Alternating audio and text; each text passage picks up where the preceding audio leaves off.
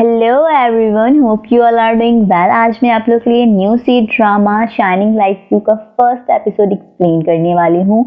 So guys, episode start करने से पहले I request you all to like, share and subscribe my YouTube channel.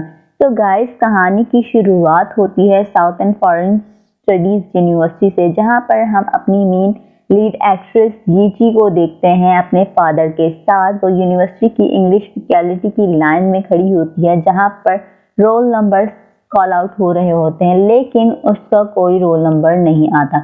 उसके father कहते हैं कि यीची, मैंने तुम्हारा नेम नहीं सुना। यीची कहती है, मुझे नहीं पता।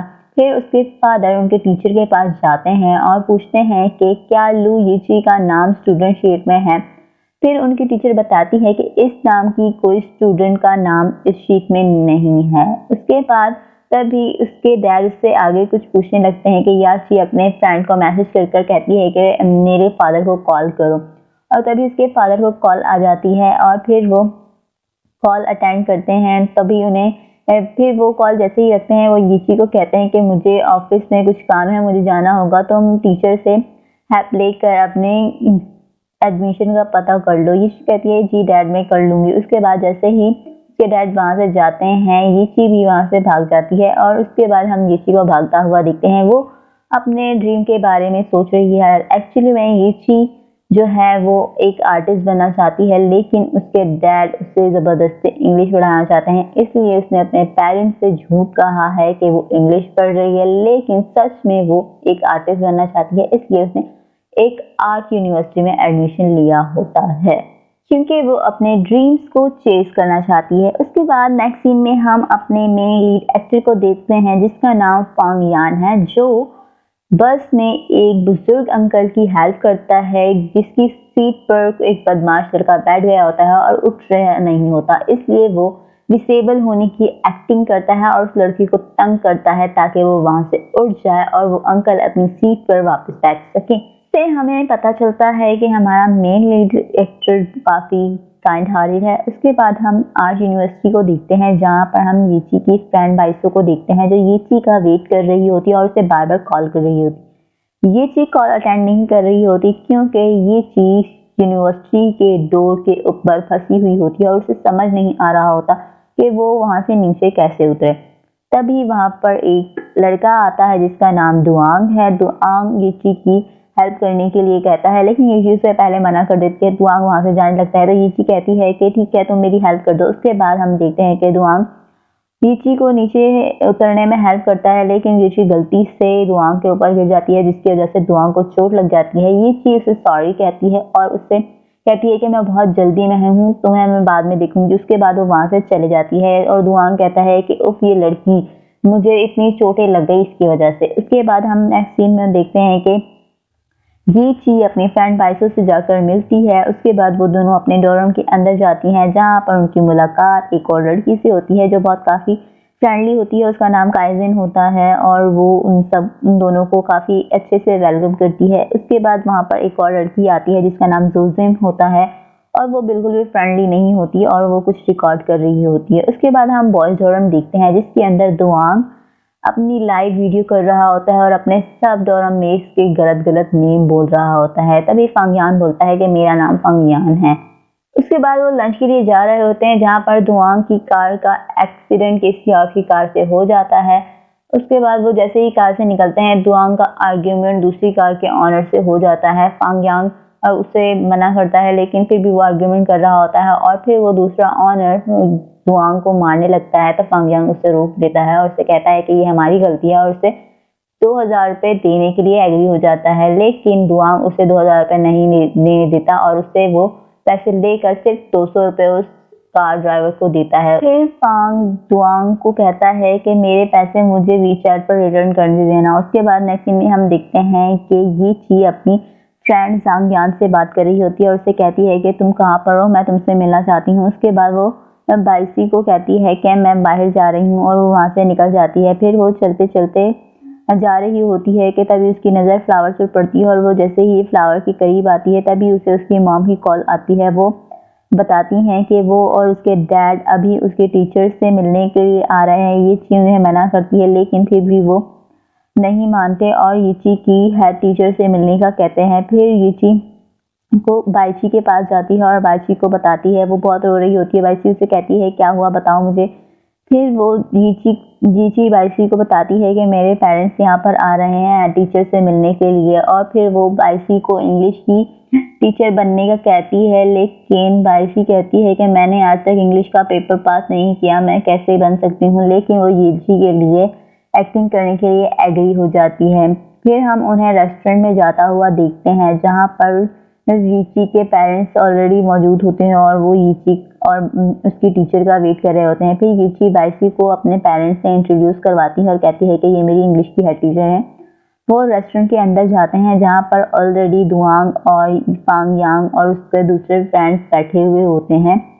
दुयांग यीची को देखकर उसे हाय कहता है, लेकिन यीची उसे इग्नोर कर वहां से अपने पेरेंट्स के साथ चले जाती है। फांग यांग को यीची को देखकर उनके पास से एक सीन याद आता है जिसमें वो दोनों यूनिवर्सिटी के ऑडिशन में एक साथ होते हैं और वो दोनों ऑडिशन एक साथ दे रहे होते हैं। उसके बाद हम यीची और उसके पेरेंट्स को देखते हैं। वो बाइची से बातें कर रहे होते हैं और वो एजुकेशन वगैरह के बारे में उनसे पूछ रहे होते हैं और उसकी एज जैसे ही पूछते हैं बाइची काफ़ी नर्वस हो जाती है। और फिर यीची उससे बता देती है और कहती है कि बाइची मैम 1981 में पैदा हुई थी। उसके बाद उसके पेरेंट्स कहते हैं कि ये काफ़ी कंपैटिबल है, आप बहुत ही यंग एज में जो है वो डॉक्टर बन गई। उसके बाद हम देखते हैं कि फांग यान को उसकी मैम की कॉल आती है और वो उसे कहती हैं कि तुम क्या अपनी क्लासमेट लू यीची को जानते हो।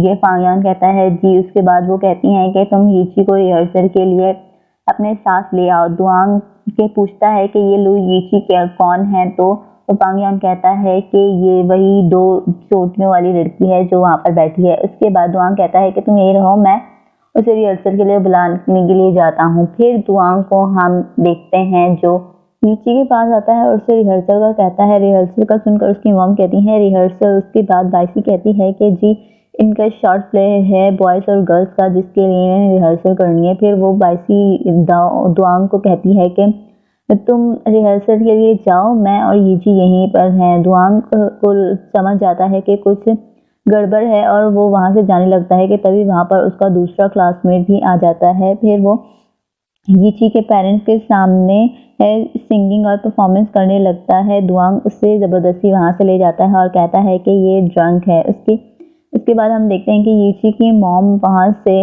रेस्ट रूम में जाती हैं जहाँ पर उसकी मुलाकात फांग से होती है। वो फांग से पूछती हैं क्या तुम यीची की क्लासमेट हो। फांग कहता है जी। फिर वो उससे यीची का ख्याल रखने के लिए कहती हैं। फांग कहता है आंटी आप बिल्कुल भी फिक्र ना करें, यीची काफ़ी कॉन्फिडेंस लड़की है। क्या आपको नहीं पता कि उसने एडमिशन एग्जाम में इंटरव्यूअर को थप्पड़ मार दिया था और ये कैंपस में काफ़ी हॉट टॉपिक रहा था। यीची की मॉम काफ़ी कंफ्यूज नज़र आ रही होती हैं। उसके बाद हम पास का सीन देखते हैं जहाँ पर ऑडिशन रूम में यीची इंटरव्यूअर को थप्पड़ मारती है। फिर यीची की मॉम फांग से पूछती हैं तुम लोग कौन सी क्लास लेते हो यूजुअली। फांग उन्हें बताता है कि हम परफॉर्मिंग आर्ट क्लास लेते हैं जिसमें हम सिंगिंग और परफॉर्मेंस करते हैं। फिर हम उन्हें अपने यूनिवर्सिटी कैंपस का शो देखने के लिए इनवाइट करता है और फिर वहाँ से चला जाता है। उसके बाद हम देखते हैं कि यीची के पेरेंट्स रेस्टोरेंट से जब जा रहे होते हैं तो यीची की मॉम यीची से बगैर बात किए वहाँ से चली जाती हैं क्योंकि वो यीची से काफ़ी गुस्सा होती हैं। नेक्स्ट सीन में हम यीची को देखते हैं जो स्टोर में होती है जहाँ पर सेलर उसे ज़बरदस्ती अंडरगारमेंट दिखा रही होती है। तभी फांग भी वहाँ आ जाता है। यीची उसे देखकर काफ़ी एम्बैरेस फील होती है। सेलर यीची से कहती है प्लीज़ मैम आप ये ले लें, ये ट्राई करें, ये काफ़ी अच्छी है। तो फांग यीची से कहता है कि ले लो, ये तुम पर सूट करेगी। यीची गुस्से में वो ले लेती है। फिर उसके बाद हम यीची को रिहर्सल रूम में देखते हैं जहाँ पर वो अपने और फांग की ऑडिशन परफॉर्मेंस को याद कर रही होती है, जहाँ पर फांग ने अचानक से एंड टाइम पर अपनी परफॉर्मेंस का एक्ट परफॉर्म प्लान चेंज कर दिया होता है, जिसकी वजह से यीची को अपनी ऑडिशन परफॉर्मेंस में काफ़ी प्रॉब्लम्स होती हैं। तभी फांग भी रिहर्सल रूम में आ जाता है और यीची को देखकर स्माइल कर रहा होता है। फिर यीची से कहता है क्या अंडरगारमेंट कंफर्टेबल हैं। यीची कहती है तुम सरप्राइज हुए होगे ना मुझे ऑडिशन में सिलेक्ट हुआ देखकर। फांग कहता है मेरे बगैर तुम कभी सिलेक्ट नहीं हो पाती। उसके बाद फिर से हम उनके पास का ऑडिशन सीन देखते हैं जिसमें वो दोनों झगड़ा कर रहे होते हैं। तभी वहाँ पर जांग यांग आ जाता है जो यीची का बचपन का दोस्त है। वो यीची से पूछता है कि तुम मुझसे मिलने आने वाली थी, तो यीची से कहती है कि मेरे पेरेंट्स आ गए थे, इसकी वजह से मैं आ नहीं पाई क्योंकि मैं उनके साथ लंच के लिए चले गई थी। उसके बाद उनकी टीचर भी वहाँ आ जाती है। मिस टांग उन्हें कहती है कि हमारे पास बातें करने का टाइम नहीं, रिहर्सल स्टार्ट करो। पहले यीची ठीक से परफॉर्म नहीं कर पा रही होती, मिस टांग उसे डांटती हैं। उसके बाद यीची जब जांग पियानो बजाने लगता है तो काफ़ी अच्छा परफॉर्म करती है और उसकी टीचर उससे काफ़ी इम्प्रेस हो जाती हैं। फिर रिहर्सल ख़त्म होती है तो उसकी टीचर यीची से कहती हैं कि गुड परफॉर्मेंस यीची। उसके बाद हम देखते हैं कि यीची जांग को गिफ्ट देती है क्योंकि जांग ने ही उसके फादर को अपने फादर से कॉल करवाई हुई होती है। वो उसे थैंक्स कहती है और उसे वो गिफ्ट देती है। फांग ये सब देखकर वहाँ से चला जाता है और जैसे ही वो अपने डोरम में जाता है तो वहाँ पर वो देखता है कि यीची ने उसे वही अंडरगारमेंट गिफ्ट किया होता है। वो उसे देखकर स्माइल करता है। फिर नेक्स्ट डे हम देखते हैं कि उनका शो स्टार्ट होने वाला होता है। यीची काफ़ी नर्वस नज़र आ रही होती है। जांग उससे आकर मोटिवेट करता है। उसके बाद फांग वहाँ आ जाता है और यीची को बताता है कि मैंने तुम्हारी मॉम को भी आज के शो के लिए इनवाइट किया है। ये सुनकर यीची काफ़ी ज़्यादा परेशान नज़र आ रही होती है। फांग यीची से पूछता है क्या हुआ, तभी यीची को उसकी मॉम का मैसेज आता है और उसकी मॉम उसे मिलने के लिए बुलाती हैं। यीची उनका मैसेज पढ़कर वहाँ से भाग जाती है और फांग वहाँ पर खड़ा हुआ होता है और पीछे से कहता है कि हमारी परफॉर्मेंस है, और यहीं पर ये एपिसोड खत्म हो जाता है। I hope you guys like this episode. If you like it please do like, share and subscribe my YouTube channel and don't forget to press the bell icon. Thanks for watching.